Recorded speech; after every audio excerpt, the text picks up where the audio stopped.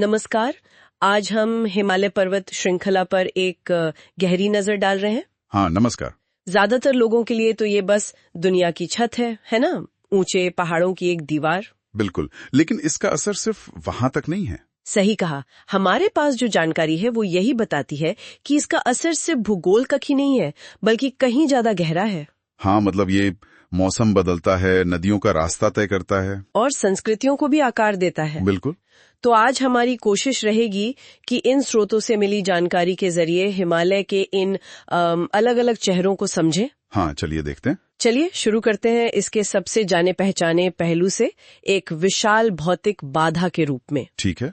ये पर्वतमाला 5 देशों से गुजरती है। भारत, नेपाल, भूटान, चीन और पाकिस्तान भी। हाँ, और ये एक तरह से भारतीय उपमहाद्वीप और मध्य एशिया के बीच दीवार जैसी खड़ी है। सही। इसने ऐतिहासिक रूप से देखें तो आवाजाही रोकी है, हमलों को मुश्किल बनाया है। हाँ, वो तो है। लेकिन ये सिर्फ लोगों की आवाजाही ही नहीं रोकता, इसका एक और बड़ा असर है। अच्छा, वो क्या? ये जो मध्य एशिया से ठंडी सूखी हवाएं आती है ना। हाँ, साइबेरिया वाली। हाँ बिल्कुल, उनको ये रोक लेता है। ओहो। तो उसका नतीजा ये होता है कि दक्षिण एशिया का मौसम उतना ठंडा और सूखा नहीं होता जितना शायद इसके बिना होता। मतलब ये हमें कड़कड़ाती ठंड से भी बचाता है। हाँ, एक हद तक बिल्कुल।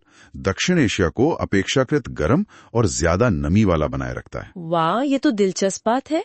सिर्फ जमीन पर ही नहीं, हवा में भी एक तरह की बाधा है। बिल्कुल। और फिर मौसम पर इसका असर, वो तो और भी क्या कहते हैं, कमाल का है। हाँ, यहीं पर बात और दिलचस्प हो जाती है। हमारे स्रोत इसी पर जोर देते हैं कि कैसे ये मानसून को रोकता है। बिल्कुल सही।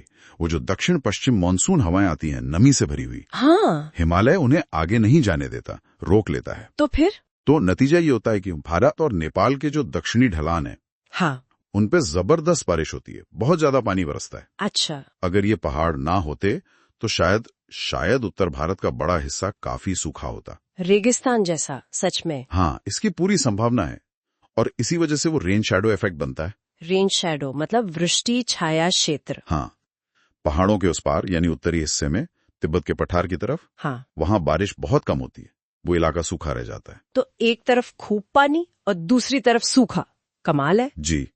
और वो जो साइबेरिया वाली ठंडी हवाओं को रोकने वाली बात थी, हाँ, वो भी बहुत जरूरी है। एक अंदाजा है कि इसकी वजह से उत्तर भारत का औसत तापमान सर्दियों में शायद 5 से 8 डिग्री सेल्सियस ज्यादा रहता है। बाप रे, वरना तो यहाँ सर्दियाँ बहुत ही मुश्किल होती हैं। बिल्कुल, बहुत कठोर सर्दियां होती। तो इसी वजह से यहाँ मौसम में इतनी वैरायटी है। हाँ बिल्कुल।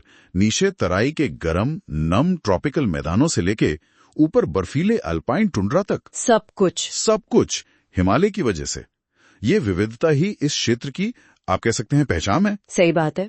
अच्छा, हवा और मौसम के बाद अब पानी की बात करते हैं। हाँ, पानी बहुत अहम। एशिया की कई बड़ी नदियाँ, गंगा, ब्रह्मपुत्र, सिंधु, वो सब यहीं से तो निकलती है। बिल्कुल। और उनकी कितनी सारी सहायक नदियां भी। ये नदियां ग्लेशियरों से निकलती हैं और दक्षिण की ओर बहती हैं। करोड़ों लोगों की जिंदगी इन पर निर्भर है। हाँ, और यहीं पर हिमालय की एक और बहुत जरूरी भूमिका सामने आती है। ये एक विशाल जल विभाजक है, वाटरशेड। जल विभाजक मतलब ये तय करता है कि पहाड़ों पर जो पानी गिरा वो किस तरफ बहेगा। अच्छा।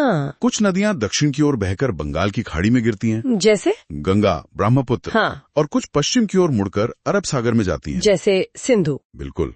और जैसे जैसे ये नदियां पहाड़ों से नीचे उतरती हैं, वो अपने साथ बहुत सारी उपजाऊ मिट्टी लाती हैं। हाँ, सिल्ट। उसी मिट्टी से उत्तर भारत के विशाल मैदान बने हैं, जो खेती के लिए इतने इतने जरूरी हैं। ये सोचना भी अजीब है कि कैसे ये पहाड़ नदियों का रास्ता तय करते हैं, है ना? और जैसे पानी का बहाव, वैसे ही क्या इसने संस्कृतियों के बहाव को भी रोका या मोड़ा है? हाँ, काफी हद तक। सामग्री तो यही बताती है। एक तरह का सांस्कृतिक विभाजक भी रहा है ये। हाँ, ऐतिहासिक रूप से देखें तो बिल्कुल।